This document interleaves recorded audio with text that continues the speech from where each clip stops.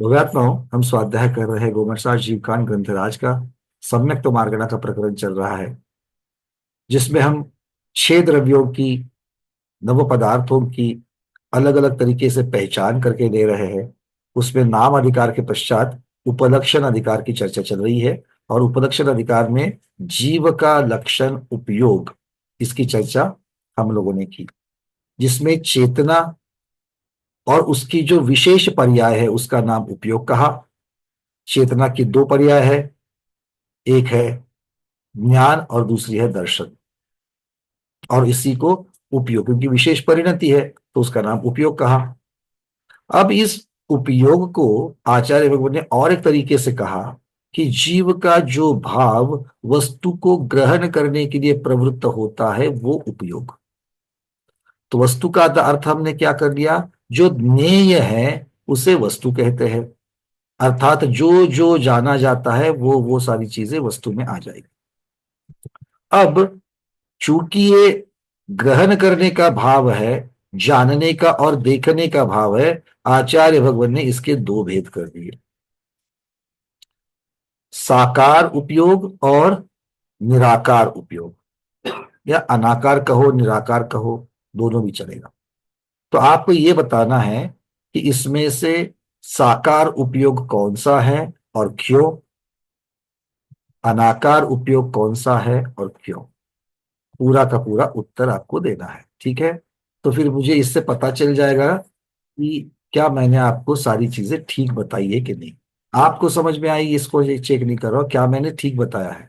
अगर आपके उत्तर गलत आ रहे हैं, जानबूझ करके कौन गलत बताएगा, हाँ या ना? जानबूझ करके तो कोई गलत नहीं बताएगा।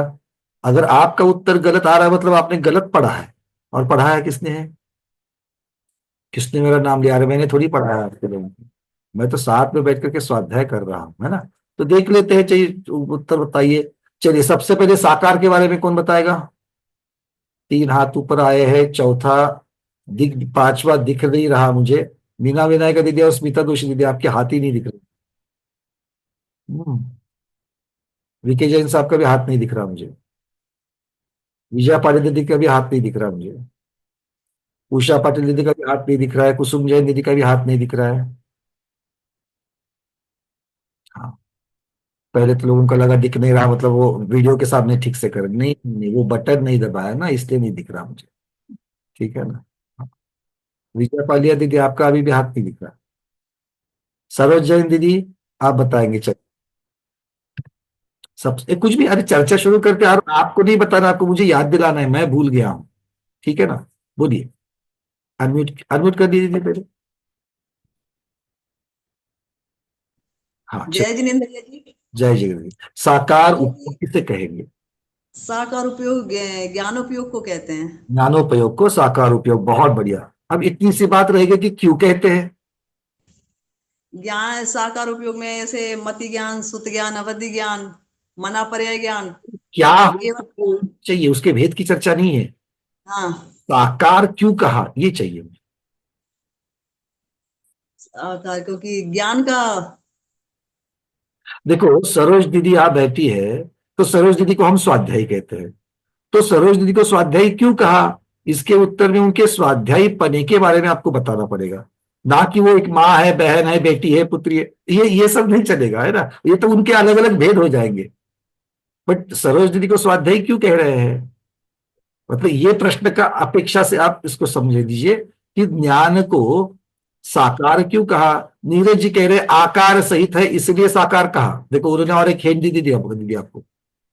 अब आकार सहित है मतलब क्या है, मुझे तो नहीं दिखता, ज्ञान का कुछ भी आकार ही नहीं दिखता मुझे।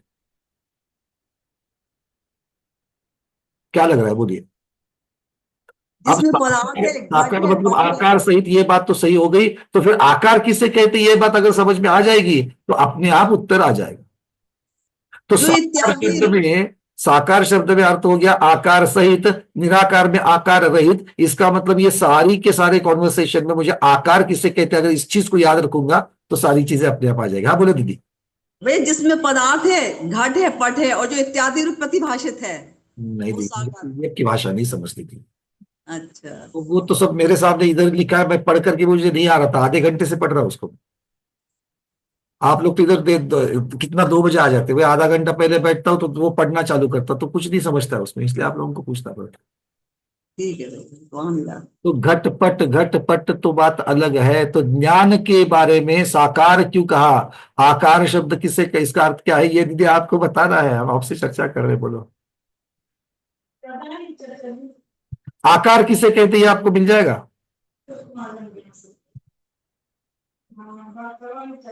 दर्शन मारणों को आकार। नहीं दीदी, दर्शन को तो निराकार कह दिया ना, वो तो आकार से रहित है। आकार ज्ञान आप उपलब्धि है। मुझे मुझे आप एक बात समझ रही समझ, हमारा प्रयास इस चीज का है कि हमें रटना नहीं है, हमें अंदर उतरना चाहिए कि आकार, एक आकार सहित है, एक आकार रहित है, तो आकार की संकल्पना क्या है। अगर वो मुझे समझ में आ जाएगी तो मैं जिंदगी में नहीं भूलूंगा, जो बात सही है। क्योंकि वो अपने आप में मुझे याद दिलाता रहेगा। कोई बात नहीं, किसी को पूछ लेते हैं, आप जैसे और मेरे जैसे बहुत है, मैं भी नहीं जान रहा हूँ, आप भी, आपको भी याद नहीं आ रहा है, कोई बात नहीं, हम दो तो है, एक साइड में हो गए। अब और कौन कौन है भी हमारे साइड में कि जिनको याद नहीं आ रहा है। हाँ, लीला जैन दीदी, क्या लग रहा है। वंदना भैया जी। हाँ दीदी। आ, जो प, जो पदार्थ के बारे में विशेष ग्रहण करता है, उसको जानने की विशेष जानता है उसके बारे में, उसको साकार कहते हैं। तो जो विशेष जानता है वो साकार है। हाँ। अर्थात देखो, एक जानता है और एक देखता है, सर्व हाँ। क्लियर है। एक देखता है, एक जानता है, और देखने में कोई विशेषता है क्या। अगर हम दर्शन और ज्ञान इस चीज को साथ साथ में रखेंगे, पहले छद्मस्तों में हमें तो पहले दर्शन आएगा, बाद में ज्ञान आएगा, हाँ या ना। तो दर्शन कब होकर के गया ये तो पता भी नहीं है, पर होता तो है, अनुभूति तो होती है। इसके आगे चल करके अवग्रह इहा अवाय ध्यान धारणा वाली प्रक्रिया चलती है। जब अवग्रह में ही कुछ तो है, यहां से ज्ञान शुरू होता है, उसके पहले का जो सामान्य प्रतिभास है वो वाला दर्शन है। अर्थात दर्शन में मैंने कुछ भी विशेष नहीं जाना, दर्शन में सिर्फ मैंने सामान्य प्रतिभास हुआ, सामान्य देखा, देखने की क्रिया मात्र हो गई। और यहां पर जैसे लीला दीदी ने कहा कि पदार्थ के बारे में विशेष ग्रहण जो है, क्योंकि दर्शन में भी ग्रहण है और ज्ञान में भी ग्रहण है। आपके और हमारे ज्ञान को ग्रहण लगता है, वो वाला ग्रहण नहीं, वो तो ज्ञानावरण कर्म लगाता है ग्रहण, और इसलिए ढक देता है, वो वाला नहीं। यहां पर ग्रहण करने की भाव, लेने की। तो दर्शन में किस प्रकार का ग्रहण है, सामान्य ग्रहण है, और ज्ञान में विशेष ग्रहण है। तो जो विशेष ग्रहण सहित है, क्योंकि विशेष ग्रहण को ये आकार का, इस चीज को अगर मैंने याद रख दिया, विशेष जानना ये आकार है, विशेष जानना ये आकार है, सामान्य प्रतिभास ये निराकार हो जाएगा, और ज्ञान साकार हो। इतनी सी बात है, सबको याद हो गई बात। अब क्या है ना, ये निराकार और साकार समझने तक अरविंद जी ने नई चीज जोड़ दी। बोले व्यक्त अव्यक्त, अरे रुको भाई, पहले यही नहीं समझ में आ रहा है। सबको निराकार साकार समझ में आ गया क्या। अव्यक्त और अव्यक्त, अब आपको बताना है, दर्शन निराकार होते हुए उसको अव्यक्त क्यों कहा, और ज्ञान साकार होते हुए उसे व्यक्त क्यों कहा। प्रश्न समझ में आ गया। हाँ, प्रतियोगिता में ये प्रश्न आएगा, ज्ञान साकार होते हुए व्यक्त क्यों, दर्शन निराकार होते हुए अव्यक्त क्यों। इसका उत्तर भी वही है, ज्ञान साकार है इसीलिए व्यक्त है, दर्शन निराकार है इसीलिए अव्यक्त है। प्रॉब्लम यह है कि ये सब कुछ लिखा तो है, समझा नहीं है, समझाओ। तो व्यक्त और अव्यक्त क्यों कहा, निराकार और साकार को व्यक्त अव्यक्त क्यों कहा, रेखा दीदी क्या कहोगे। वंदना भैया, दर्शन में तो सामान्य अवलोकन रहता है, उससे वस्तु का हम पूर्ण ग्रहण नहीं कर सकते, इसीलिए मुझे लगता है कि वो अव्यक्त है।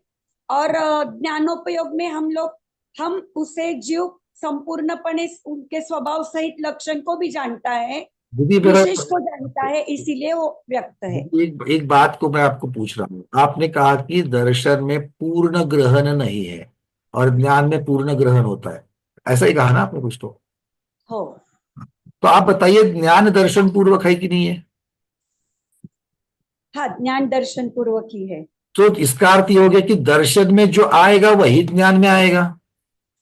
लेकिन दर्शन में उनमें तो वो तो सामान्य से ग्रहण होगा, एक उसमें उनका विशेष लक्षण पता नहीं चलेगा। मिनट रुक जाओ, ठीक है। मैं आपके शब्दों पर जा रहा हूं। आपने कहा कि ज्ञान में पूरा आ जाता है, दर्शन में पूरा नहीं आता। पहले इस बात को तो क्लियर कर देते हैं, ऐसा होता है कि नहीं होता है? जो हाँ, दर्शन में आया वही ज्ञान में आया, तो दर्शन में अगर अधूरा आया तो ज्ञान में पूरा कैसे आएगा?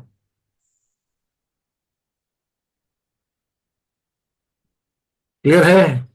हाँ, और बराबर। दर्शन कैसे होता है? चक्षु अचक्षु दोनों से, दोनों से होता है। छह इंद्रियों से होता है, मन सहित। जिसके पास हम्म। मन है, उसके साथ तो मन के बारे ही होगा। इसका अर्थ ये हो गया कि मन ने, अगर आपको ऐसा लगता है कि शुद्ध ज्ञान उसके बारे में ज्यादा बताएगा, तो ये समझ लेना कि मन के द्वारा, अब मेरू पर्वत जो मैंने आंखों से नहीं देखा है, मेरू पर्वत मैंने इंद्रियों से देखा है क्या? नहीं। तो फिर उसके बारे में ज्ञान कैसे? जो मैंने देखा नहीं वो ज्ञान कैसे, उसके बारे में ज्ञान कैसे? आप बोलोगे आगम से। तो आगम की तृष्णा जब हुई तब आपके मन ने उसकी छवि बनाई कि नहीं बनाई? बनाई, छवि बनाई। उसके बाद में कभी कभी आपने प्रतिकृति देखी होगी, जैसे हस्तिनापुर में आदि है मेरू की, हम्म। मंदिरों में मेरू की प्रतिकृतियां देखी।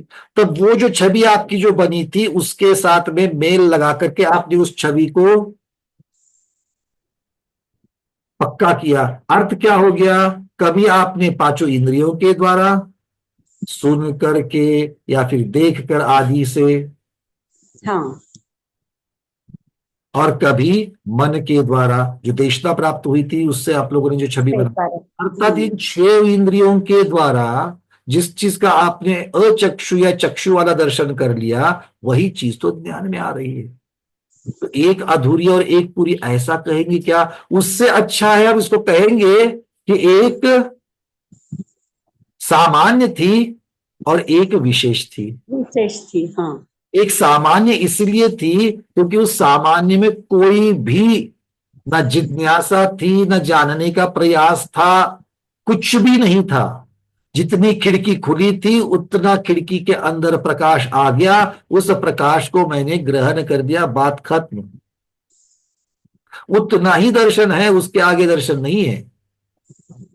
इसके आगे जो भी है वो ज्ञान है। अर्थ हाँ, यहाँ ये हो गया कि जो चीज हमने दर्शन से ग्रहण कर ली है वो कथनातीत है, सामान्य होने की वजह से कथनातीत है। सामान्य को ही निराकार कह दिया, क्योंकि विशेष आकार है तो सामान्य निराकार हो गया, और जो निराकार है सामान्य है, वो सामान्य कथनातीत होता है। उसके बारे में कुछ कथन करने जैसा नहीं रहता है, सिर्फ अनुभूति करने का रहता है। और इसीलिए जो कथनातीत है, सिर्फ अनुभव गम्य है, उसी को तो अव्यक्त कहेंगे। तो उसकी निराकारता, उसकी सामान्यता ही उसके अव्यक्त पने का कारण है। आ रही है बातें समझ में? क्लियर हो रहा है? क्लियर हो। अब इसके लिए बहुत बार उदाहरण दिया जाता है। जैसे एक घट के ऊपर कच्चा घड़ा था, उसके ऊपर एक बूंद पानी गिर गई, वो आपने नोटिस ही नहीं करी। नोटिस नहीं करी मतलब आंखों से नहीं देखा, अर्थ ये नहीं है। ना कान से आवाज सुनी, ना गंध सुनी है, ना चखने की तो बात ही वहां पर नहीं है। मतलब पांचों इंद्रियों के द्वारा या मन के द्वारा आपने उसको ग्रहण ही नहीं किया। क्यों ग्रहण नहीं किया? ज्ञान से और दर्शन से, दोनों से भी ग्रहण नहीं किया। क्यों? क्योंकि जो दर्शन से ग्रहण नहीं किया उसके बारे में ज्ञान होता ही नहीं। इसलिए जो दर्शन से अव्यक्त रहा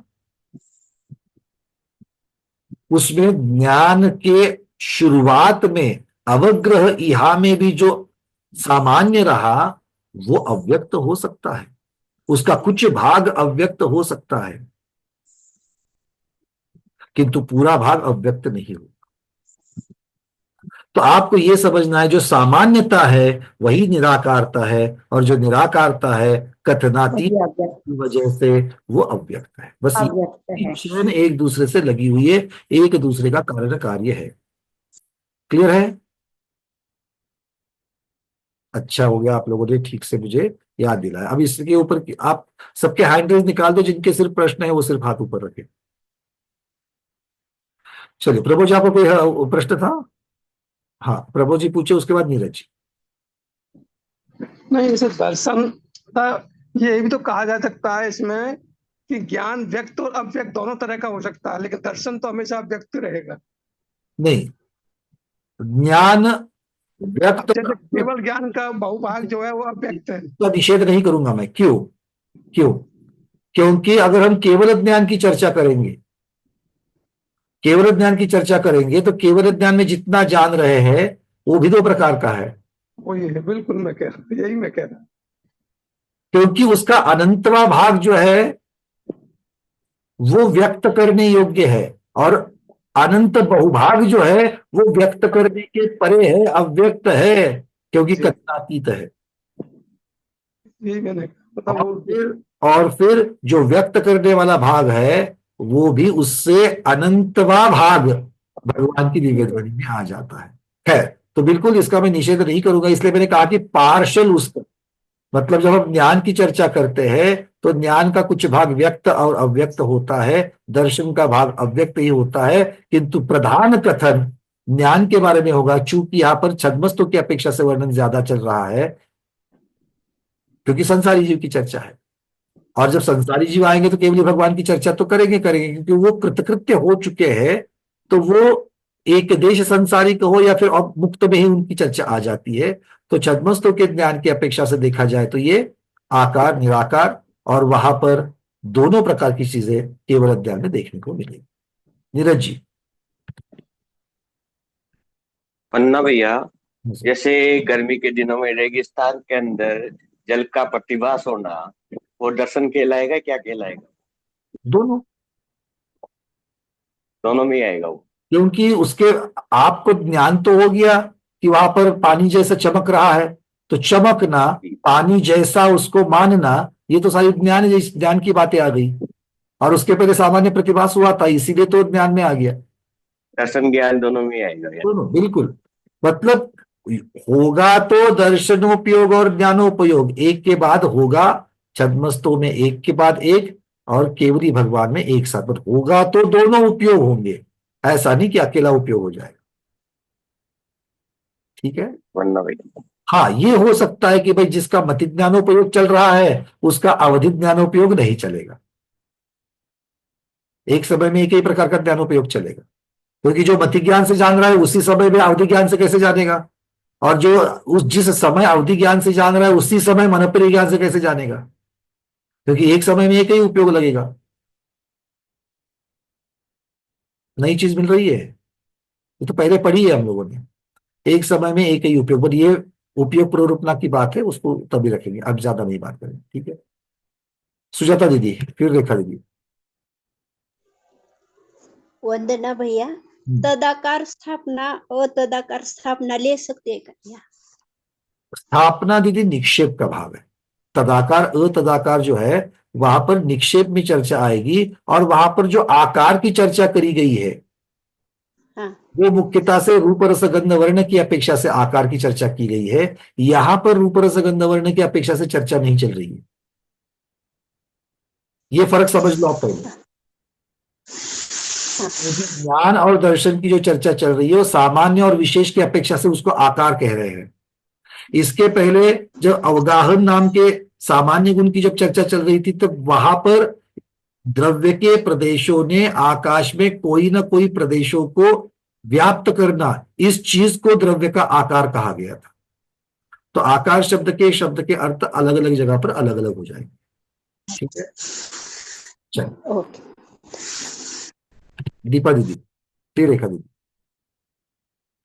कभी कभी हम एखादी चीज देखते हैं और ध्यान नहीं देते उसके ऊपर, फिर उस टाइम खाली दर्शनोपयोग ही समझना क्या, या ऐसा ज्ञानोपयोग, नहीं, या ऐसा दोनों होते हैं? दोनों होते हैं। सिर्फ दर्शनोपयोग के प्रयोग के पश्चात जो ज्ञानोपयोग है उसमें अवग्रह होकर के छोड़ ज्ञानोपयोग देते। खत्म हो जाता है। क्योंकि यहाँ उपयोग जब होगा, यहाँ के साथ यहाँ मति ज्ञानोपयोग जब होगा, तब जाकर के जिज्ञासा उठेगी, और जिज्ञासा उठेगी तब आगे की चीजें अवाय और धारणा वाली चलेगी। बहुत जगह पर जहां पर सिर्फ अवग्रह होकर के बात खत्म हो जाती है, वहां पर जिज्ञासा उठी नहीं करके आगे की चीजें होती नहीं, बट अवग्रह के नाम पर ज्ञानोपयोग तो हो ही गए, बोले तो दोनों होते ही है। होते ही है, वन एक के बाद दूसरा होगा ही होगा। तो व्यंजनाग्रह और अर्थाग्रह उसमें जाएगा क्या ये विवेचन? व्यंजन और अर्थ ये जो है, ये मुख्यतः से समय की अपेक्षा से वर्णन आता है। सब लोग बिल्कुल इसको क्लियर कर लेना। व्यंजन और अर्थ ये जो शब्द चलते हैं, ये एक समय वाली पर्याय है या कौन सी है? फिर व्यंजनावग्रह और अर्थावग्रह की, हाँ बिल्कुल, अवग्रह में भी व्यंजनावग्रह और अर्थावग्रह, मैं थोड़ा सा भटक गया था, मैं आप पर्याय की अपेक्षा से सोच रहा था, आपने अवग्रह की चर्चा कर रहे हैं। व्यंजनावग्रह और अर्थावग्रह होगा, वहां पर भी ये बात होती है, स्पष्टता और अस्पष्टता की अपेक्षा से ही वर्णन वहां पर है, जो हम लोगों ने पहले इंद्रियों के और मति ज्ञान के इसमें हमने देखा है। ठीक है, चल रेखा दीदी। वंदना भैया, केवल ज्ञान में आपने बोला कि व्यक्त और अव्यक्त दोनों प्रकार का रहता है उनमें ज्ञान। तो व्यक्त यानी कि गंधर्वों ने जितना ग्रहण किया उसे व्यक्त कैसे अपेक्षा से उसको ये लेंगे हम ज्ञान मार्ग ना पढ़िए। बड़ा प्रश्न पूछ लिया मैंने, ये क्या पूछ लिया भैया? पढ़ी तो है, बस इतना ही पूछा, पढ़ी है क्या? ठीक है ना, उसी में हम लोगों ने ज्ञान मार्ग में चर्चा की थी केवल ज्ञान की। तो केवल ज्ञान के द्वारा अनंत को जाना, उस अनंत के अनंत, उस अनंत को अनंत का भाग दे दो, या अनंत टुकड़े, अनंत अविभाग प्रतिच्छेद कर लो, उसमें से एक अविभाग प्रतिच्छेद को उठा लो, है क्या हो जाएगा? अब ये जो अनंतवा भाग है ना, वो कथन करने के योग्य है, वो कथन करने के योग्य है, और जो कथन किया गया वो कथन करने योग्य के भी अनंतवा था। बात समझ में आ रही है? हाँ। तो केवल ज्ञान से जितना जाना, उससे अनंतवा भाग कथन करने योग्य है, और उसका भी अनंतवा भाग भगवान की वाणी में आ गया। तो जितना कथन करने योग्य है उसका भी अनंतवा भाग, क्यों? जितनी देर समोसरण चला, जितनी देर दिव्य ध्वनि खिरी, जो प्रश्न आए, उन सब की अपेक्षा से जितना भाग आ गया। फिर मैं अकेले महावीर भगवान की बात नहीं कर रहा हूं कि उनको तो सिर्फ कितने वर्ष मिले उनको? 12 वर्ष मिले। 12 वर्ष थी, 30 वर्ष मिले उनको। 12 वर्ष अवस्था थी, दीक्षा के पश्चात 12 वर्ष के बाद भगवान को केवल ज्ञान हो गया। केवल ज्ञान के पश्चात 30 वर्ष तक महावीर भगवान ने विहार किया है, 30 वर्ष तक दिव्य ध्वनि की, तो 30 वर्ष ही उनको मिला। किंतु आदिनाथ भगवान को तो बहुत समय मिला था, तो भी उन्होंने कितना बताया? व्यक्त जो हो सकता है उसका अनंतवा भाग ही। ठीक है, चल बहुत ये इस प्रकार से है कि आप मान लो डोंबिवली मुंबई में रहती है, नॉर्मली वहां पर गर्मी रहती है या ह्यूमिड रहता है, वहां से निकल करके मान लो आप उत्तर भारत में चली गई ठंड में। मैं कश्मीर तो नहीं कहूंगा, अयोध्या तो आप गए थे जनवरी में, ठीक है ना? कितनी ठंड थी बताओ, अनम्यूट कर रहा होगा आपको, कितनी ठंड थी? बहुत ठंड थी, बहुत ठंड थी। हमारे ये कहाँ गए अरविंद जी? अरविंद जी का वीडियो था ना, एक बार अगर हैंडल्स करना अरविंद जी। हाँ अरविंद जी, आपको भी अनम्यूट किया, आप भी उसी समय में गए थे ना अयोध्या? यस। कितनी ठंड थी सर? अनबेरेबल बोलते हैं ना, मतलब असह्य। तो अनबेरेबल, ये इन्होंने बहुत अनबेरेबल मतलब हिंदी में भी थोड़ा सा, जिस सहन नहीं किया जा सकता, असहनीय। तो आप और अरविंद जी एक ही समय में अयोध्या में थे, आप कह रही हो बहुत और वो कह रहे कि असहनीय। तो हम क्या समझेंगे? कुसुम छाबड़ा दीदी आई नहीं थी, मुंबई वाली, लास्ट कैंसिल हो गया उनका, तो वो क्या समझे कितनी ठंड थी? क्यों कुसुम दीदी कितनी ठंड थी, आपने क्या समझा? अनम्यूट कर रहा हूं मैं। क्या? अरे आपने कुछ समझा ना, होगा ना। तो हमारे यहाँ तो ठंडी नहीं थी। सुनो सुनो, आपने अनुभूति नहीं की है क्योंकि आप साक्षात वहां पर नहीं थी। तो आप ये दोनों का जो सुन करके अपने प्रमाण बना लोगी, तो आपने कितना, आपको क्या समझ में आया? बहुत थी मतलब कितनी? कोई असहनीय है। अच्छा, तो फिर रेखा दीदी बता रही है वो वाली है, बहुत वाली नहीं।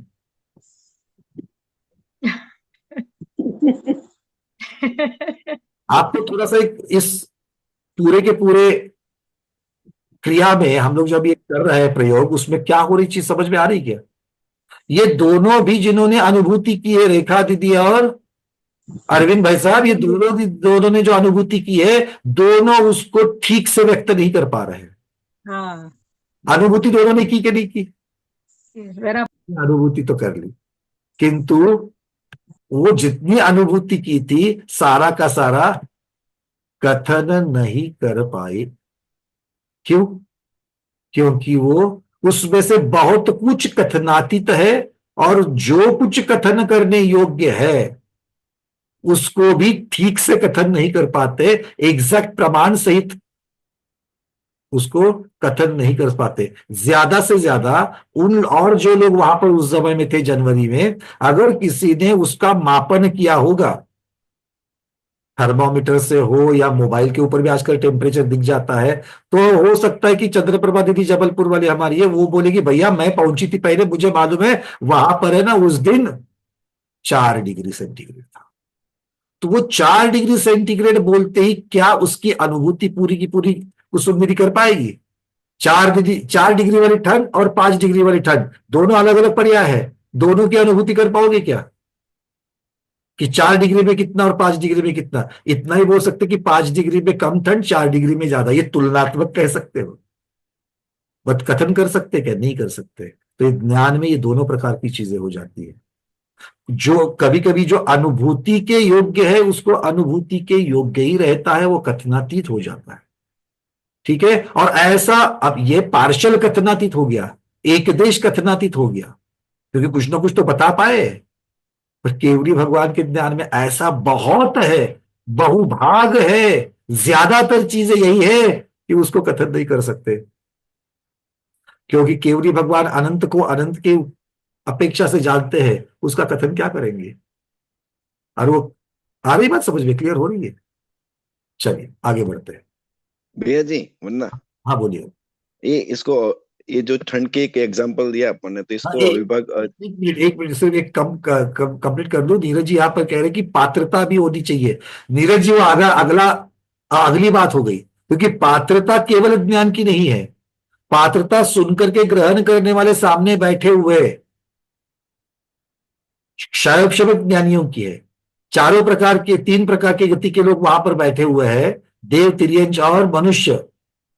तो ये समझ लेना, वो केवल ज्ञान की अपेक्षा से पात्रता वहां पर नहीं है। पात्रता वहां पर तिर्यंच की अपनी अपनी है, देवों की अपनी अपनी है, मनुष्यों की अपनी अपनी है, और मनुष्यों में भी गणधर भगवान की अलग अलग है और सामान्य श्रोता की अलग है।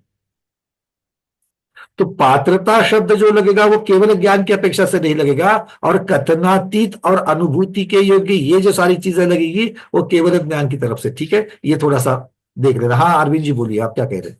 एक ठंड का जो एग्जाम है, इसको ज्ञान में समझना, अविभाग प्रतिच्छेद से जो अगर समझना है तो कैसे समझेंगे? अविभाग प्रतिच्छेद से समझना है तो अविभाग प्रतिच्छेद जो कहे जाएंगे वो कैसे कहे जाएंगे? अविभाग प्रतिच्छेद तो क्या है? उसकी शक्ति है। ज्ञान की समझे अगर, हाँ, अर्थात कि ऐसे बहुत सारे अविभाग प्रतिच्छेद उस ज्ञान के हैं जो अनुभव के योग्य है किंतु कथन के योग्य नहीं। क्योंकि अविभाग प्रतिच्छेद केवल ज्ञान की शक्ति बताता है, और केवल ज्ञान में अलग अलग अविभाग प्रतिच्छेद नहीं है, क्योंकि केवल ज्ञान में सभी के सभी अविभाग प्रतिच्छेद वहां पर है। अगर अविभाग प्रतिच्छेद 100% होते हैं तो महावीर भगवान के केवल ज्ञान में भी 100% है, पाश्चात्य भगवान के भी 100% है, महापद्म भगवान के भी 100% ही होंगे, उसमें बदल नहीं होगा, क्योंकि जानने की शक्ति को वहां पर अविभाग प्रतिच्छेद की अपेक्षा से कहा जाएगा। जैसे आज हम लोगों में अलग अलग चीज है, किसी को जल्दी समझ में आता है, किसी को जल्दी समझ में नहीं आ रहा है। क्यों? क्योंकि क्षायोपशमिक ज्ञान में ये सारी चीजें हो सकती है कम ज्यादा, किंतु क्षायिक ज्ञान में कम ज्यादा चीज नहीं। इट्स बाइनरी, आइदर 0 और 1। मतलब या तो स्विच बंद है नहीं तो स्विच ऑन है, पर जब स्विच ऑन होगा तो पूरी लाइट आएगी। आपके और हमारे स्विच ऑन होने के बाद लाइट तो आती है, किंतु उसके ऊपर बहुत सारी धूल बैठी है, तो जिसके ऊपर ज्यादा धूल बैठी है उसके अंदर प्रकाश होते हुए भी ज्यादा बाहर नहीं आएगा। और भगवान की लाइट हमेशा साफ सुथरी है, उसके बीच में ना कोई बादल है, ना धूल है, ना कुछ नहीं, सीधा सीधा 100%। ठीक है, क्लियर है? तो अविभाग प्रतिच्छेद की चर्चा करोगे तो उसकी अपेक्षा से यहां पर कथनातीत और व्यक्ति ये नहीं कहेगा, तो वो तो ज्ञान की शक्ति है, ज्ञान की शक्ति तो 100%। और ये उसका स्वरूप है केवल ज्ञान का, ऐसा आप कह सकते हो उसको। स्वरूप मतलब संरचना। कैसे संरचना है केवल ज्ञान की? कि बहुभाग कथनातीत है, एक भाग कथन योग्य है, ये उसका स्वरूप है। स्वरूप मतलब उसका जिस प्रकार की संरचना बनी हुई है केवल ज्ञान की, वो है। केवल ज्ञान में ताकत कितनी है? 100% है। दूसरे केवल ज्ञान में कितनी होगी? 100% ही होगी, वो उसमें कम ज्यादा नहीं होगा। फर्क कहां होगा? ये केवल ज्ञान अभी क्या कौन सा विषय देख रहा है, और दूसरा केवल ज्ञान अब कौन सा विषय देख रहा है। मतलब महावीर भगवान के केवल ज्ञान में अभी क्या झलक रहा है, और पाश्चात्य भगवान के केवल ज्ञान में क्या झलक रहा है। ये उन विषयों की अपेक्षा से दो केवल ज्ञान की अलग अलग पर्याय हो जाएगी, और एक द्रव्य के भी केवल ज्ञान की अलग अलग पर्याय। अभी महावीर भगवान के केवल ज्ञान में जो झलक रहा है और 5 मिनट के बाद जो झलकेगा, ये भी अलग अलग पर्याय हो जाएगी। ठीक है, चलिए एक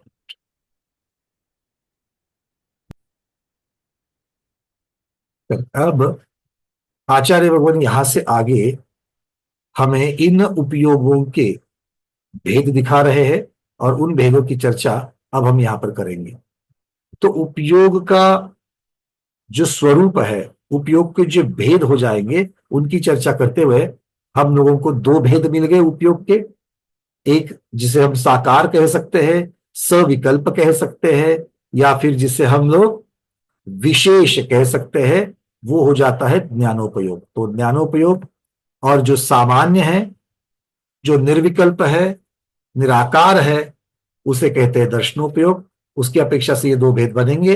ज्ञानोपयोग में उसके फिर आगे 2 भेद बनते हैं, सम्यक ज्ञान, मिथ्या ज्ञान।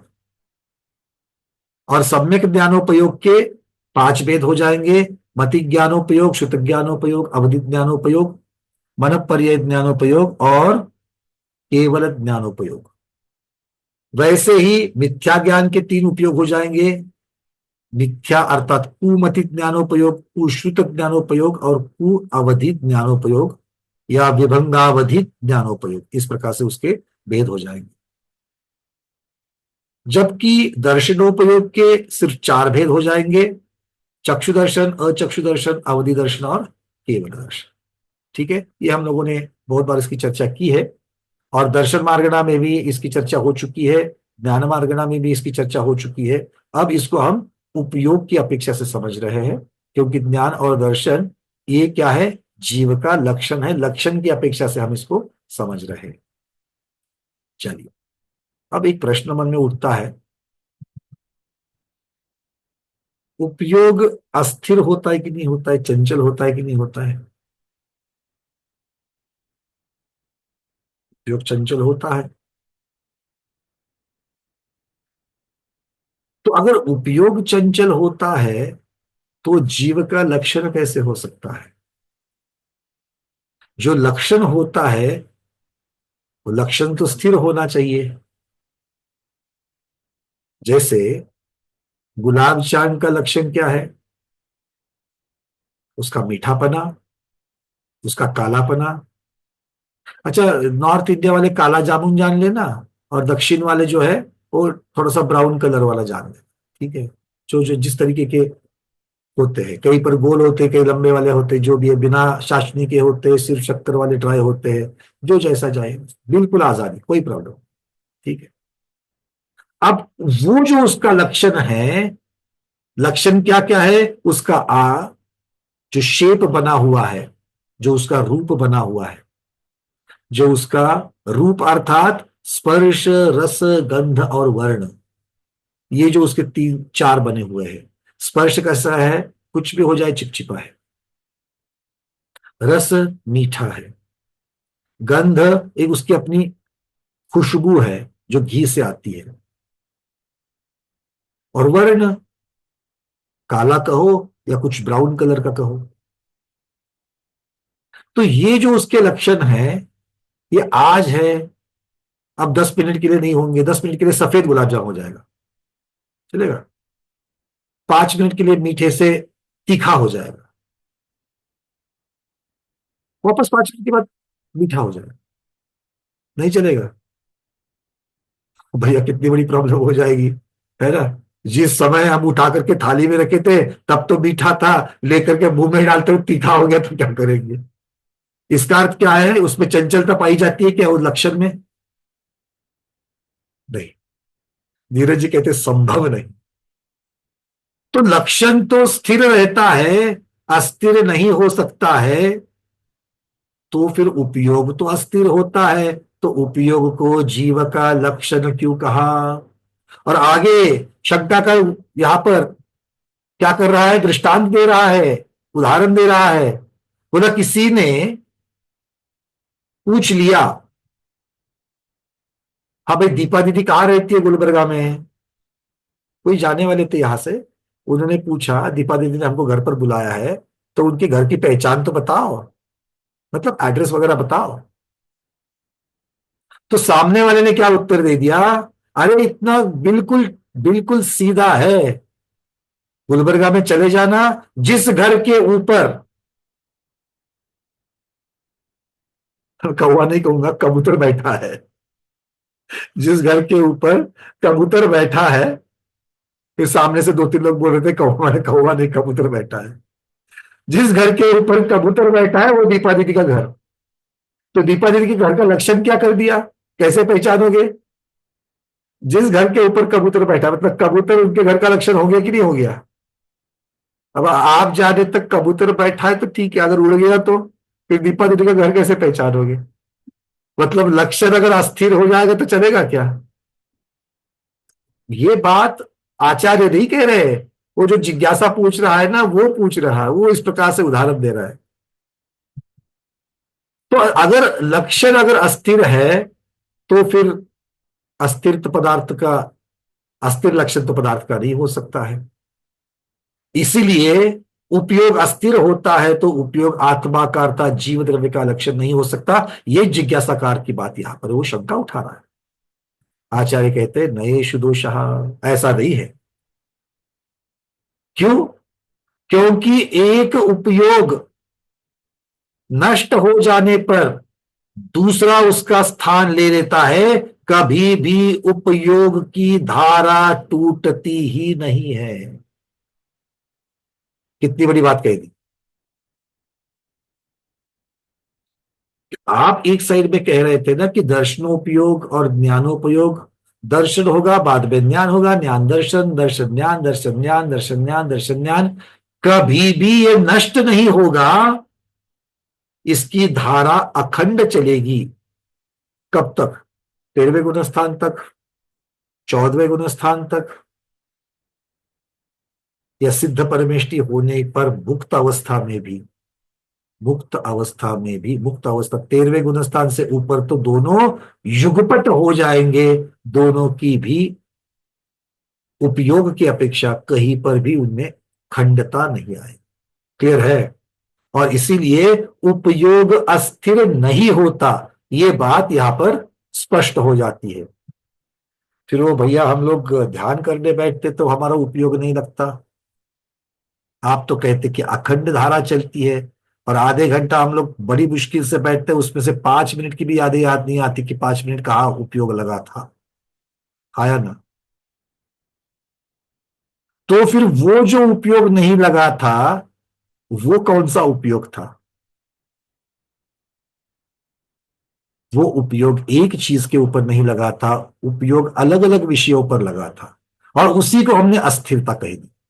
क्योंकि मैं जिसके ऊपर अपना उपयोग स्थिर करके उसकी अनुभूति करने का प्रयास कर रहा था, जैसे नमोकार महामंत्र की माला फेर रहा हूं, तो एक दाने के ऊपर मैंने नमो अरहंतानम जब बोला था, तो मैं अरहत परमेष्टि की अवस्था की अनुभूति करना जब चाह रहा था, तो उतने में अरहत परमेष्टि भगवान के समोसरण वाली अवस्था तक पहुंच गया, उसका ध्यान भी हो गया, उसका वहां पर मेरा उपयोग स्थिर हो ही रहा था कि उसमें से निमित्त मिला, और मैं वहां से पहुंच गया अपने लिविंग रूम के सोफे के ऊपर, क्योंकि वहां से कुछ तो निमित्त से आवाज आ गई, या फिर मेरे अंतरंग में से मेरा कोई कर्म का उदय हो गया जिससे मेरा ध्यान भटक गया। अर्थ क्या हो गया? वहां से उपयोग हट गया। अच्छा, हट गया मतलब बंद हो गया क्या? नहीं, वहां से अरहत परमेष्टि के समोसरण से सीधे सोफे पर आया था। फिर आपने प्रयास किया, नीरज जी कह रहे फिर प्रयास करते। हाँ बिल्कुल नीरज, आप प्रयास करते हो, सोफे से उठ करके वापस आ गया अरहत परमेष्टि के ध्यान पर। ऐसा करते करते करते तो वहां पर कुछ उपयोग लगा, फिर दूसरे विषय में उपयोग लगा, फिर लगा, तो उपयोग टूट गया या विषय बदल गया? सबको समझ में आ गई बात? मतलब उपयोग अस्थिर है, या जिस विषय पर हम उपयोग लगा रहे हैं वो विषय अस्थिर हो रहा है। तो फिर सुधरना किसे पड़ेगा? उपयोग को। समझ में आ गई बात? क्योंकि उपयोग को सुधरना है, मतलब खुद को क्योंकि उपयोग किसका लक्षण है? तो अलग अलग विषयों पर लेकर के नहीं जाना है। तो आप जो उपयोग को, बेचारे उपयोग को, मैं बेचारा कह रहा हूं, बेचारे उपयोग को, मतलब उपयोग नहीं लगता, उपयोग नहीं लगता, उपयोग अस्थिर है, नहीं, वो उसकी नहीं है। आप अपने हिसाब से जो विषय में बदलाव रहा रहे उसकी अपेक्षा से हो रहा है। क्लियर हो रहा है? बहुत बढ़िया। तो अब आपको उत्तर तो मिल गया। जिनको ध्यान में मन नहीं लगता, सामायिक में मन नहीं लगता, माला फेरते वक्त समय मन नहीं लगता, पूजन में नहीं लगता, तो क्या करना चाहिए? अरे अभी भी तो बात चलेगी। क्या करना चाहिए? अलग अलग विषयों के ऊपर उपयोग नहीं लेके जाने का, एक ही उपयोग। अगर चला भी जाए तो सावधान रह करके उसको खींच करके वापस ला देगा। क्लियर है ना? कोई बात नहीं, वो तो होगा ही होगा ना, क्योंकि जैसे माला अपनी है, सोफा भी तो अपना है ना। तो सोफा जब तक अपना है तब तक सोफे की तरफ ध्यान जाएगा ही जाएगा। जाएगा कि नहीं जाएगा? क्योंकि जब तक ममत्व बना हुआ है, मेरा मेरा बना हुआ है, तब तक उसकी तरफ ध्यान जाएगा ही जाएगा। चलो बहुत बढ़िया। अब वो कह रहे हैं, यहां तक की बातें सारी जीव द्रव्य की अपेक्षा से हम लोग उपयोग आदि की चर्चा हम लोग कर रहे थे। अब यहां पर और कह रहे हैं कि पर्याय दृष्टि से किसी विशिष्ट पदार्थ विषयों उपयोग का नाश होने पर भी द्रव्य दृष्टि से उपयोग सामान्यता से बना ही रहता है। अर्थात उपयोग की पर्याय बदल गई। उपयोग की पर्याय कैसे बदल गई? पहले मैं समोसरण का ध्यान कर रहा था, बाद में सोफा आ गया, तो पर्याय विषय की अपेक्षा से पर्याय बदल गया। उपयोग तो पहले भी था और बाद में भी था, तो उपयोग अटूट रहा, ये कह रहे हैं। यदि उपयोग का सर्वथा विनाश माना जाएगा, उपयोग का सर्वथा विनाश माना जाएगा, तो उत्तर काल में अर्थात बाद में स्मरण प्रत्यपि ज्ञान आदि नहीं हो सकेंगे। अर्थात जब आप अपना उपयोग वापस जब माला पर लेकर के आओगे, तब आपको ये पता ही नहीं चलेगा कि पहले मैंने समोसन का ध्यान कर रहा था, वो याद आता है कि नहीं आता है? अरे भाई, समोसन का ध्यान, नमोकार महामंत्र की माला फेरने के लिए बैठा हूं, मेरा ध्यान भटक गया था, तब विषय दूसरा हो गया था। मतलब वो अगर उपयोग का नाश ही हो जाएगा तो ये बात कैसे समझ में आ जाएगी? ठीक है, तो स्मरण भी नहीं आएगा। तो स्मरण आता है उपयोग की वजह से। आगे कहते हैं ऐसा क्यों है? क्योंकि स्वयं अनुभूत पदार्थ का स्मरण स्वयं को ही होता है, अन्य के द्वारा अनुभूत का स्वयं को नहीं होता है। दूसरे की जो अनुभूति हो रही है उसके साथ उपयोग आपका लग पाएगा क्या? जो स्वयं अनुभूति कर रहे हैं उसी का उपयोग लगेगा। इसीलिए अगर समवसरण का ध्यान करना है तो समवसरण की अनुभूति आपको ही करनी पड़ेगी, नहीं तो क्या होगा? समय चिकर जी का ध्यान सुनते सुनते आराम से नींद आ जाएगी। तो समय चिकर का ध्यान करते करते नींद आती कि नहीं आती है? झूठ नहीं बोलना। बाद में फोन करके बोलते हो भैया रात को 2 बजे उठे थे, है कि नहीं, नींद नहीं आ रही थी, फिर मुझे याद आ गया, मैंने आपका यूट्यूब का प्रवचन चलाया, 2 मिनट में नींद आ गई। होता है कि नहीं होता है? सहायता कुछ भी हो जाए, मैं उसकी चर्चा नहीं कर रहा हूं। तो उपयोग लगने की बात को यहां पर कह रहे आचार्य भगवान कि जो स्वयं अनुभूत पदार्थ है उसका स्मरण स्वयं को ही होता है, अन्य के द्वारा अनुभूत पदार्थ का स्वयं को अनुभव नहीं हो सकता। ठीक है, तो अगर आपको आपकी आत्मा की अनुभूति करनी है तो पुरुषार्थ भी आपको ही करना पड़ेगा। महावीर भगवान ने अपने आत्मा की अनुभूति करी, उन्होंने मार्ग दिखाया, इसलिए आपको अनुभूति बैठे बैठे हो जाएगी, ये नहीं होगा। तो अनुभूति करने के लिए क्या करना पड़ेगा? उपयोग को स्थिर करना पड़ेगा। किस पर? एक विषय के ऊपर उपयोग को स्थिर करना पड़ेगा। तो आप जब पूजन कर रहे हो, भले बार बार सुनी हुई पड़ी हुई पंक्ति है जल फल आटो शुचि सार, बट उपयोग जल फल आट शुचि सार सब पर लगा लो, एक एक शब्द के ऊपर लगा लो। बड़ा सुंदर एक प्रकरण बता रहा हूं मैं आपको। कल ही मुझे इस चीज का, कल एक जगह पर विधान में बैठने का सौभाग्य प्राप्त हुआ था। नया विधान था और उस नए विधान में मानुषोत्तर पर्वत की चर्चा चल रही थी। एक अर्घ्य चल रहा था उसको, मानुषोत्तर पर्वत के 4 जिनालय में, और उसकी महती गाते वक्त वो विधान के रचयिता, वहां पर उन्होंने एक शब्द लगाया था कि सब लोग जानते कि मानुषोत्तर पर्वत से परे कोई मनुष्य नहीं जाता है, उसकी चर्चा उन्होंने उस पद्य में उठाई है।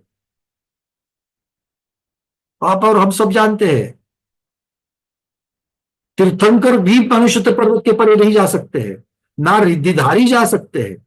ऐसा क्यों? जब जगन्य भूमि या तिर्यंश मानुषोत्तर के बाहर उत्पन्न हो सकता है तो मनुष्य के लिए क्या प्रॉब्लम है भाई? ऐसा क्या गुनाह कर दिया उसने? आप समझ में आ रही है बातें? हम जजमेंट दे देते कि मानुषोत्तर पर्वत के बाहर जाता नहीं है, ये सिद्धांत बता रहे हैं, बिल्कुल ठीक है, पर ऐसा क्यों? उन्होंने बहुत सुंदर वहां पर कवि ने पंक्ति रखी थी, वस्तु स्वभाव है। क्या सुंदर शब्द लगे। सारी चर्चा वहां पर खत्म हो जाती है। वस्तु का, कौन सी वस्तु का? जीव द्रव्य, ये जो वस्तु है उसका यह स्वभाव है कि वो मानुषोत्तर पर्वत के परे नहीं जा सकता।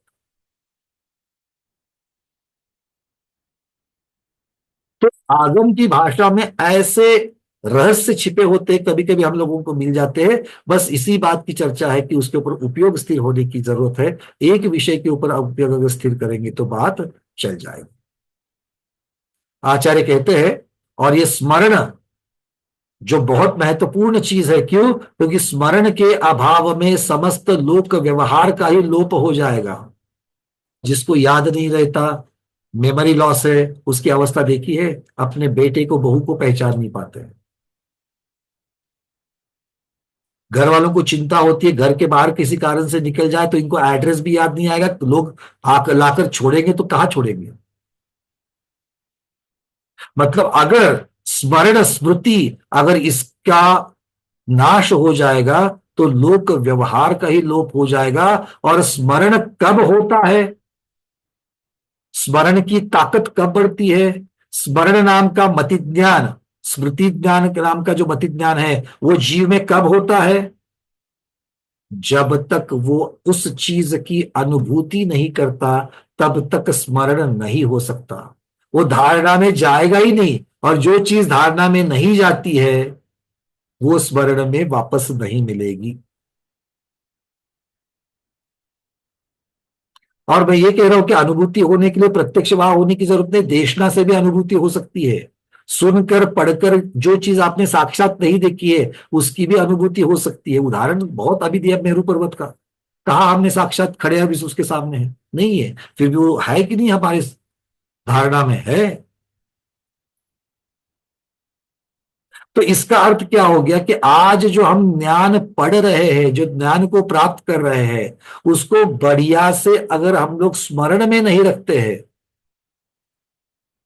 तो वो भवांतर में याद आएगा क्या?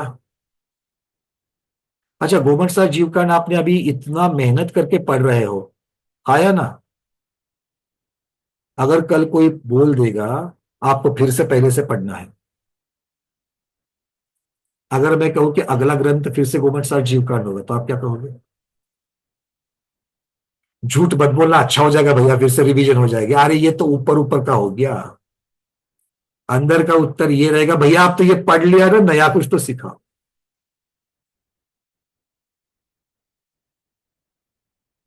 क्यों? क्योंकि वो स्मरण में हो गया है अभी हमें, तो स्मरण में आ सकता है। तो इसीलिए क्योंकि उसको अत्यधिक जरूरत है, जरूरत है। कल जब देवगति में जाओगे, एक दूसरे को मिलोगे, तो चर्चा करोगे कि नहीं करोगे? अभी अभी हमने देखा अयोध्या में इतने सारे हमारे सब स्वाध्यायी आए थे, पिछली बार हस्तिनापुर में भी देखा, वो 2-4 मिनट एक दूसरे के हालचाल पूछते हैं और वापस धर्म चर्चा में लग जाते हैं। होता है कि नहीं होता है? एक दूसरे के, अरे विवाह तक में, विवाह के जैसे प्रोग्राम में मिलते हैं और वहां पर भी चर्चा करते हैं। तो ये क्यों हो रहा है? क्योंकि उसकी अनुभूति करते हुए आप उसको स्मरण में रख रहे हैं। क्लियर हो रही है बातें? सम्यक मार्गना में ये लिखी है, आपने पढ़ी है, आपने काम की चीज ध्यान रखना। अभी उपयोग को स्थिर करना है, अर्थात विषय पर लगाना है, अनुभूति करनी है, ताकि जाकर के अपने ये स्मरण में रहे, स्मृति में रहे। और स्मृति में क्यों रखना है? क्योंकि स्मृति में नहीं रखोगे तो अब वापस नहीं मिलेगा। ठीक है, चलिए। जिनको वापस गोमट साहब जीवकांड पढ़ना नहीं है वो स्मृति में रखे, जिनको फिर से पढ़ना है वो बिंदास्त भूल जावे। अब कौन पढ़ाएगा मेरे को नहीं मालूम, मैं नहीं पढ़ाने वाला, तो वो आप अपना अपना देख लेना। ठीक है ना? क्लियर? चलो, अब चर्चा थोड़ी सी चल रही है पुद्गल की। पुद्गल का भी तो लक्षण होना चाहिए। जैसे जीव का उपयोग कर लिया, पुद्गल का है, सब लोग जानते हैं। कौन सा है पुद्गल का? वर्ण चतुष्क कह लो। अब आचार्य भगवान कहते कि वर्ण चतुष्क जो है, वो वर्ण चतुष्क मुख्यता से पुद्गल का क्या है? लक्षण है। कैसे पता चला? वर्ण को ही कहा है, वर्ण चतुष्क को कहा है, किसने बताया? अभी तो मैं बता रहा हूं कि वर्ण चतुष्क को पुद्गल का लक्षण बताया। आप लोगों ने इसके पहले पढ़ा है कि नहीं पढ़ा है? कहा कहा पढ़ा है? वर्ण चतुष्क को पुद्गल का लक्षण माना है, ये कहा पढ़ा? उषा पाटिल दीदी, कहा पढ़ा? किताब में मत बोलिए, पढ़ते तो सब किताब में ही है। तो जिनवानी में पढ़ा है। अच्छा, किताब का नाम हमने जिनवानी रख दिया, कोई बात नहीं, जिनवानी में पढ़ा। तो कोई ग्रंथ का नाम याद आ रहा है किसी को? हाँ, जय श्री श्रॉफ दीदी। वंदना भैया जी, तत्व सूत्र में आलाप पद्धति में। तत्वार्थ सूत्र आलाप पद्धति। और कदीना तो श्री दीदी कह रही कि द्रव्य संग्रह में पढ़ा है। और सुनीता उपकरकर दीदी प्रवचन सार में। प्रवचन सार में पढ़ा है, बहुत सुंदर। और किसने कहा पढ़ा है? सारे ग्रंथों के नाम ले लोगे किंतु गोमट साहब जीवकांड का नाम नहीं लोगे। जो 2 दिन पहले गाथा पढ़ी है उसका नाम नहीं लोगे। दिखाता हूं गाथा, रुको जरा, मेरे ऊपर भरोसा नहीं ना आपको, आपने क्या पढ़ा है यही दिखाता हूं। जिस गाथा की चर्चा 565 नंबर की गाथा की चर्चा का विश्लेषण हो रहा है, उसमें पढ़ा कि नहीं पढ़ा आपने? देखो गाथा, उवजोगो वन्नचौ। प्रवचन सार याद आ रहा है, तत्वार्थ सूत्र, आलाप अधिकार, द्रव्य संग्रह, और जो गाथा का विश्लेषण चल रहा है वो याद नहीं आ रही है। समझ में आ गई बात कि हम क्या कर रहे हैं क्या नहीं कर रहे हैं। अभी अभी स्मृति की बात चल रही थी, उपयोग की बात चल रही थी, विषय की बात चल रही थी, बस ये आपको दर्पण दिखा रहा हूं। ठीक है। वो जोगो वन्न चहु लक्क नमिह जीव पोगलानम तू, जीव को लगा दिया ओवजोगो के साथ, वन्न चहु को लगा दिया पोगलानम तू के साथ। ये चर्चा हुई थी। बहुत बढ़िया, नमो सिद्धानम, थैंक यू वेरी मच। ये चीजें याद आ रही कि हाँ चर्चा तो हुई थी। वर्ण चऊ, वर्ण चतुष्क, तो वर्ण चतुष्क कौन कौन सा है? अब ये वर्ण चतुष्क कहते हुए शंकाकार को इसके ऊपर प्रॉब्लम। अब वो क्या कह रहे हैं?